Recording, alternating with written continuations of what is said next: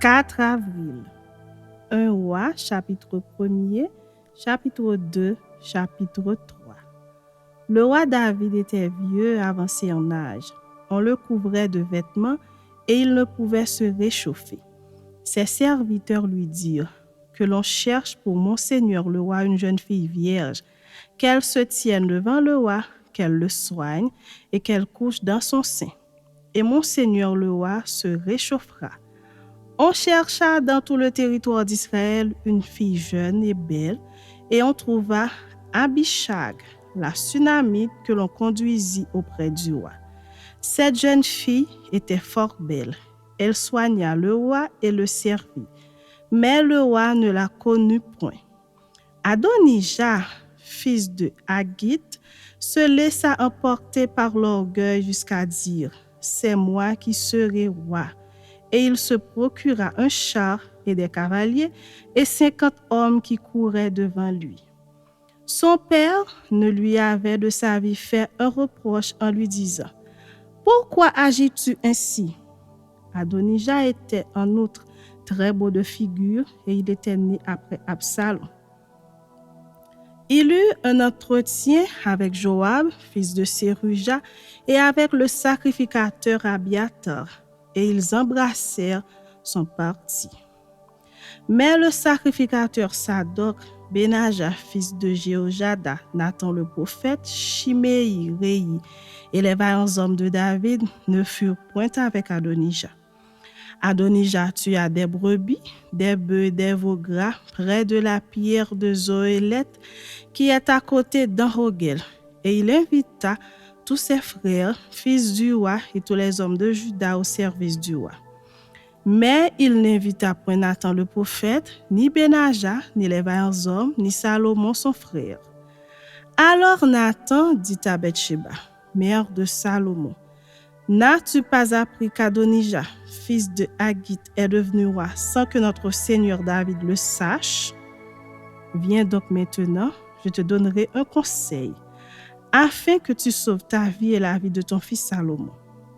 Va, entre chez le roi David et dis-lui, ô roi mon Seigneur, n'as-tu pas juré à ta servante en disant, Salomon ton fils régnera après toi et il s'assiera sur mon trône? Pourquoi donc Adonijah règne-t-il? Et voici, pendant que tu parleras là avec le roi, j'entrerai moi-même après toi et je compléterai tes paroles. Bathsheba se rendit dans la chambre du roi, il était très vieux, et Abishag la Sunamite le servait. Bathsheba s'inclina et se prosterna devant le roi, et le roi dit, « Qu'as-tu » Elle lui répondit, « Mon Seigneur, tu as juré à ta servante par l'Éternel ton Dieu en disant, Salomon ton fils régnera après moi et il s'assiera sur mon trône.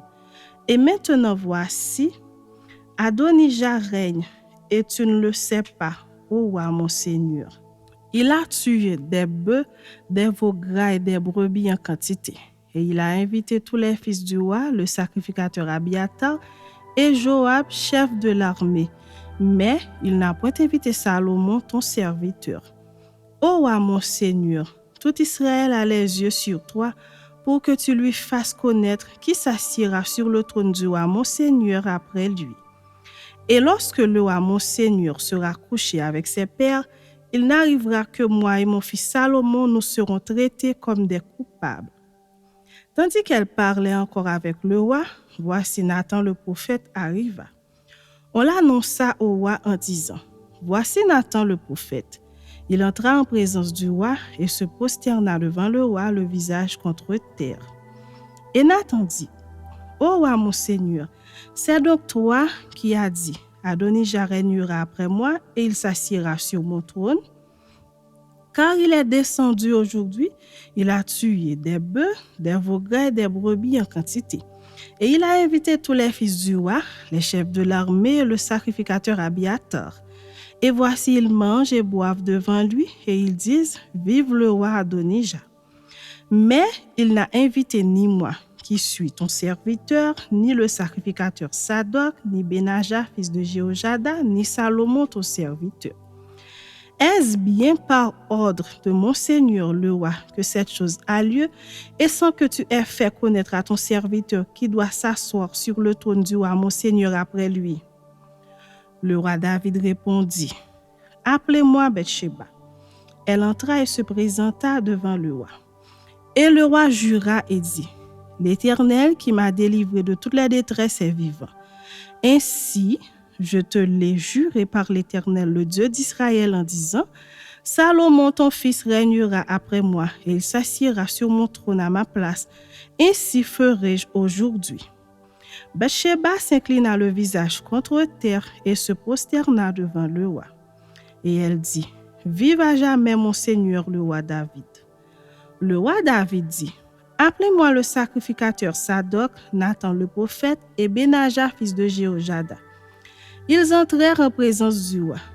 Et le roi leur dit, prenez avec vous les serviteurs de votre maître, faites monter Salomon mon fils sur ma mule et faites-le descendre à Gihon. Là, le sacrificateur Sadoc et Nathan le prophète viendront pour roi sur Israël. Vous sonnerez de la trompette et vous direz, vive le roi Salomon. Vous monterez après lui. Il viendra s'asseoir sur mon trône et il régnera à ma place. C'est lui qui, par mon ordre, sera chef d'Israël et de Juda.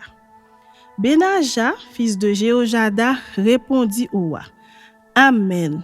Ainsi dit l'Éternel, le Dieu de mon Seigneur, le roi. Que l'Éternel soit avec Salomon comme il a été avec mon Seigneur, le roi, et qu'il élève son trône au-dessus du trône de mon Seigneur, le roi David.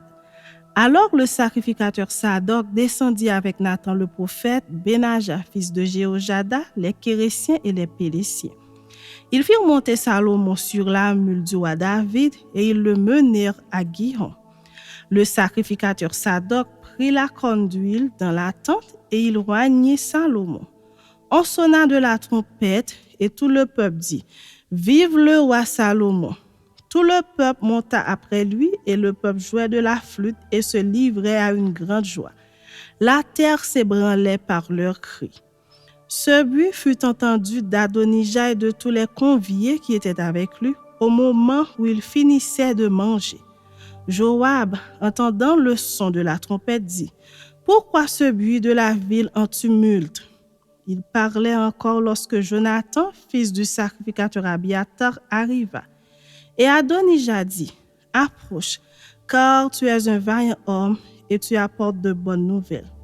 Oui, répondit Jonathan à Adonija, notre Seigneur le roi David a fait Salomon roi. Il a envoyé avec lui le sacrificateur Sadoc, Nathan le prophète, Benaja, fils de Jéhojada, les Kérésiens et les Pélésiens, et ils l'ont fait monter sur la mule du roi. Le sacrificateur Sadoc et Nathan le prophète l'ont oint pour roi à Gihon. De là, ils sont remontés en se livrant à la joie et la ville a été émue. C'est là le bruit que vous avez entendu. Salomon s'est même assis sur le trône royal.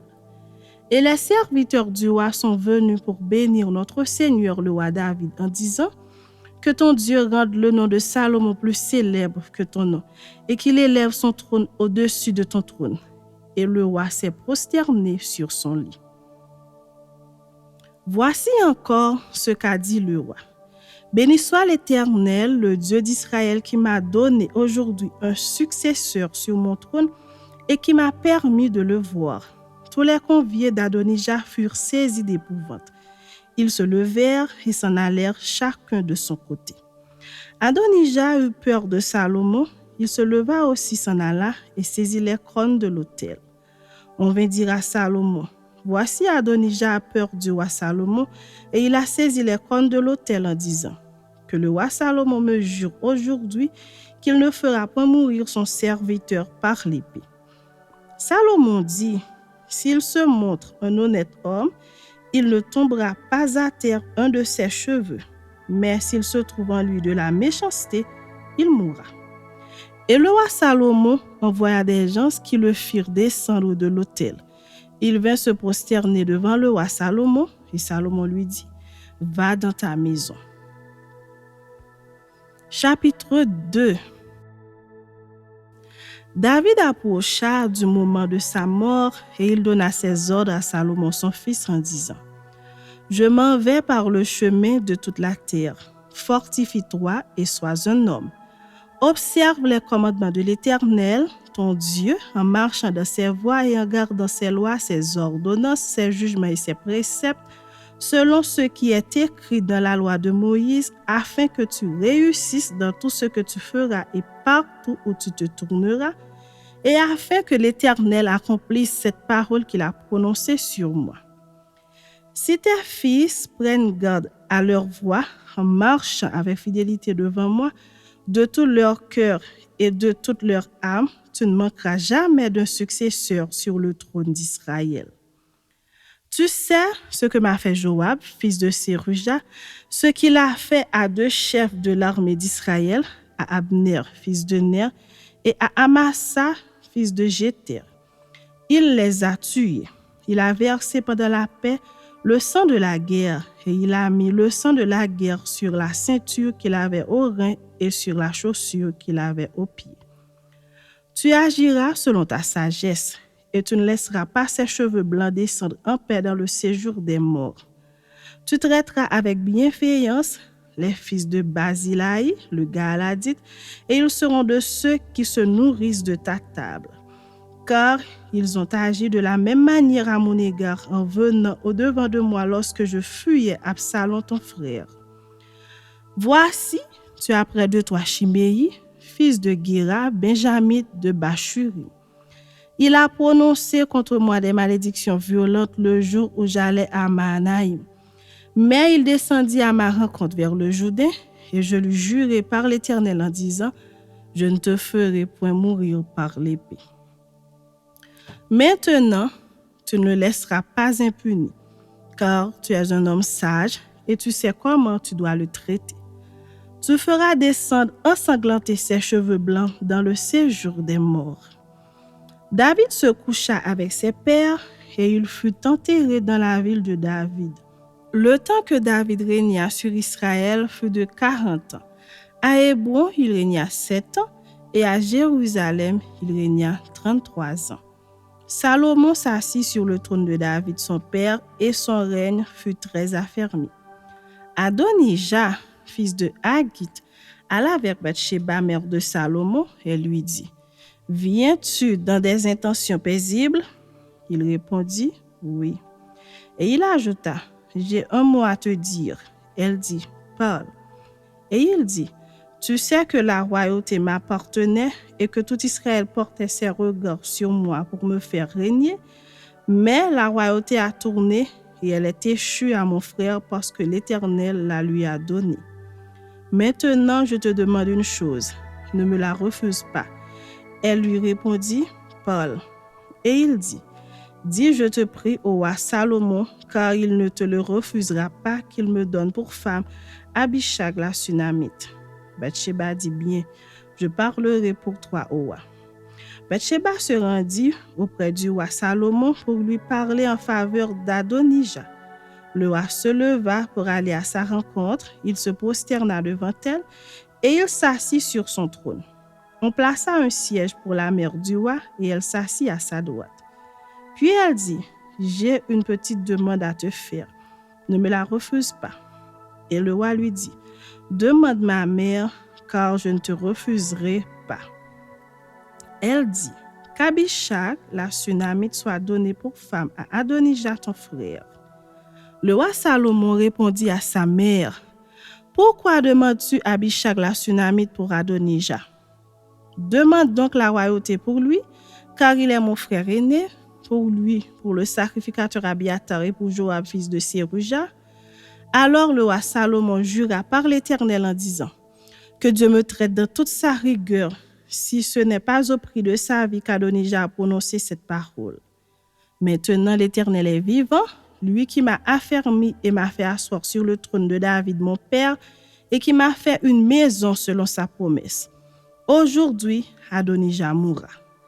Et le roi Salomon envoya Benaja, fils de Jéhojada, qui le frappa. Et Adonijah mourut. Le roi dit ensuite au sacrificateur Abiatar: Va-t'en à Anathoth dans tes terres, car tu mérites la mort. Mais je ne te ferai pas mourir aujourd'hui, parce que tu as porté l'arche du Seigneur l'Éternel devant David, mon père, et parce que tu as eu part à toutes les souffrances de mon père. » Ainsi Salomon dépouilla Abiathar de ses fonctions de sacrificateur de l'Éternel, afin d'accomplir la parole que l'Éternel avait prononcée sur la maison d'Élie à Silo. Le but en parvint à Joab, qui avait suivi le parti d'Adonijah, quoiqu'il n'eût pas suivi le parti d'Absalom. Et Joab se réfugia vers la tente de l'Éternel et saisit les cornes de l'autel. On annonça au roi Salomon que Joab s'était réfugié vers la tente de l'Éternel et qu'il était auprès de l'autel. Et Salomon envoya Benaja, fils de Jéhojada, en lui disant « Va, frappe-le. » Benaja arriva à la tente de l'Éternel et dit à Joab « Sors, c'est le roi qui l'ordonne. » Mais il répondit « Non, je veux mourir ici. » Benaja rapporta la chose au roi en disant « C'est ainsi qu'a parlé Joab, et c'est ainsi qu'il m'a répondu. » Le roi dit à Benaja « Fais comme il a dit, frappe-le et enterre-le. Tu ôteras ainsi de dessus moi et de dessus la maison de mon père le sang que Joab a répandu sans cause. L'Éternel fera retomber son sang sur sa tête, parce qu'il a frappé 2 hommes plus justes et meilleurs que lui et les a tués par l'épée, sans que mon père David le sût. Abner, fils de Ner, chef de l'armée d'Israël, et Amasa, fils de Jéter, chef de l'armée de Juda. Leur sang retombera sur la tête de Joab et sur la tête de ses descendants à perpétuité. Mais il y aura paix à toujours de par l'Éternel pour David, pour sa postérité, pour sa maison et pour son trône. Benaja, fils de Jéhojada, monta frappa Joab et le fit mourir. Il fut enterré dans sa maison au désert. Le roi mit à la tête de l'armée Benaja, fils de Jéhojada, en remplacement de Joab, et il mit le sacrificateur Sadok à la place d'Abiathar. Le roi fit appeler Shimei et lui dit « Bâtis-toi une maison à Jérusalem.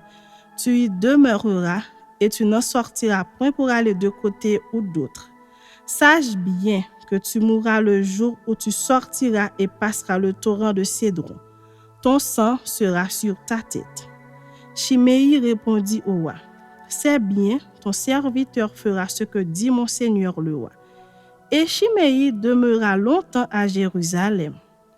Au bout de 3 ans, il arriva que 2 serviteurs de Shimei s'enfuirent chez Akish, fils de Maaka, roi de Gath. On le rapporta à Shimei en disant « Voici tes serviteurs sont à Gath. » Shimei se leva, sella son âne et s'en alla à Gath chez Akish pour chercher ses serviteurs. Shimei donc s'en alla et il ramena de Gath ses serviteurs. On informa Salomon que Shimei était allé de Jérusalem à Gath et qu'il était de retour. Le roi fit appeler Shimei et lui dit « Ne t'avais-je pas fait jurer par l'Éternel et ne t'avais-je pas fait cette déclaration formelle? Sache bien que tu mourras le jour où tu sortiras pour aller de côté ou d'autre. Ne m'as-tu pas répondu? C'est bien, j'ai entendu.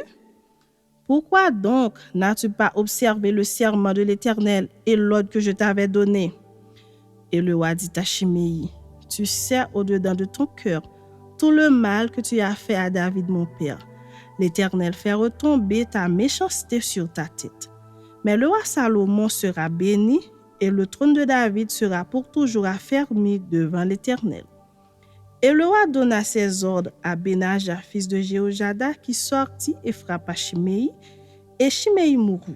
La royauté fut ainsi affermie entre les mains de Salomon. Chapitre 3. Salomon s'allia par mariage avec Pharaon, roi d'Égypte. Il prit pour femme la fille de Pharaon et il l'emmena dans la ville de David jusqu'à ce qu'il eût achevé de bâtir sa maison, la maison de l'Éternel et le mur d'enceinte de Jérusalem. Le peuple ne sacrifiait que sur les hauts lieux, car jusqu'à cette époque, il n'avait point été bâti de maison au nom de l'Éternel. Salomon aimait l'Éternel et suivait les coutumes de David son père. Seulement, c'était sur les hauts lieux qu'il offrait des sacrifices et des parfums. Le roi se rendit à Gabaon pour y sacrifier, car c'était le principal des hauts lieux. Salomon offrit 1000 holocaustes sur l'autel. À Gabaon, l'Éternel apparut en songe à Salomon pendant la nuit, et Dieu lui dit, « Demande ce que tu veux que je te donne. » Salomon répondit, « Tu as traité avec une grande bienveillance ton serviteur David, mon père, parce qu'il marchait en ta présence dans la fidélité, dans la justice et dans la droiture de cœur envers toi. Tu lui as conservé cette grande bienveillance et tu lui as donné un fils qui est assis sur son trône, comme on le voit aujourd'hui. Maintenant, Éternel mon Dieu, tu as fait régner ton serviteur à la place de David, mon père. Et moi, je ne suis qu'un jeune homme, je n'ai point d'expérience. Ton serviteur est au milieu du peuple que tu as choisi, peuple immense, qui ne peut être ni compté ni nombré à cause de sa multitude. Accorde donc à ton serviteur un cœur intelligent pour juger ton peuple, pour discerner le bien du mal. Car qui pourrait juger ton peuple, ce peuple si nombreux? » Cette demande de Salomon plut au Seigneur. Et Dieu lui dit, « Puisque c'est là ce que tu demandes, puisque tu ne demandes pour toi ni une longue vie, ni les richesses, ni la mort de tes ennemis, et que tu demandes de l'intelligence pour exercer la justice, voici, j'agirai selon ta parole. Je te donnerai un cœur sage et intelligent, de telle sorte qu'il n'y aura eu personne avant toi et qu'on ne verra jamais personne de semblable à toi. Je te donnerai en outre ce que tu n'as pas demandé, des richesses et de la gloire, de telle sorte qu'il n'y aura pendant toute ta vie aucun roi qui soit ton pareil. Et si tu marches dans mes voies, en observant mes lois et mes commandements, comme l'a fait David ton père, je prolongerai tes jours. » Salomon s'éveilla, et voilà le songe. Salomon revint à Jérusalem et se présenta devant l'arche de l'alliance de l'Éternel. Il offrit des holocaustes et des sacrifices d'action de grâce et il fit un festin à tous ses serviteurs. Alors 2 femmes prostituées vinrent chez le roi et se présentèrent devant lui. L'une des femmes dit, « Pardon, mon Seigneur, moi et cette femme nous demeurions dans la même maison, et je suis accouchée près d'elle dans la maison. 3 jours après, cette femme est aussi accouchée. Nous habitions ensemble, aucun étranger n'était avec nous dans la maison, il n'y avait que nous 2. Le fils de cette femme est mort pendant la nuit parce qu'elle s'était couchée sur lui. Elle s'est levée au milieu de la nuit, elle a pris mon fils à mes côtés tandis que ta servante dormait et elle l'a couché dans son sein. Et son fils qui était mort, elle l'a couché dans mon sein. Le matin, je me suis levée pour allaiter mon fils et voici, il était mort. Je l'ai regardé attentivement le matin et voici, ce n'était pas mon fils que j'avais enfanté. » L'autre femme dit, « Au contraire, c'est mon fils qui est vivant et c'est ton fils qui est mort. » Mais la première répliqua, « Nullement, c'est ton fils qui est mort et c'est mon fils qui est vivant. » C'est ainsi qu'elles parlèrent devant le roi. Le roi dit, « L'une dit, c'est mon fils qui est vivant et c'est ton fils qui est mort. » Et l'autre dit, « Nullement, c'est ton fils qui est mort et c'est mon fils qui est vivant. » Puis il ajouta, « Apportez-moi une épée. » On apporta une épée devant le roi. Et le roi dit, « Coupez en 2 l'enfant qui vit et donnez-en la moitié à l'une et la moitié à l'autre. » Alors la femme dont le fils était vivant sentit ses entrailles s'émouvoir pour son fils et elle dit au roi, « Ah mon Seigneur, donnez-lui l'enfant qui vit et ne le faites point mourir. » Mais l'autre dit, « Il ne sera ni à moi ni à toi.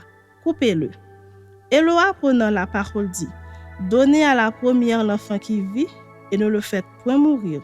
C'est elle qui est sa mère. » Tout Israël a pris le jugement que le roi avait prononcé. Et l'on craignit le roi, car on vit que la sagesse de Dieu était en lui pour le diriger dans ses jugements.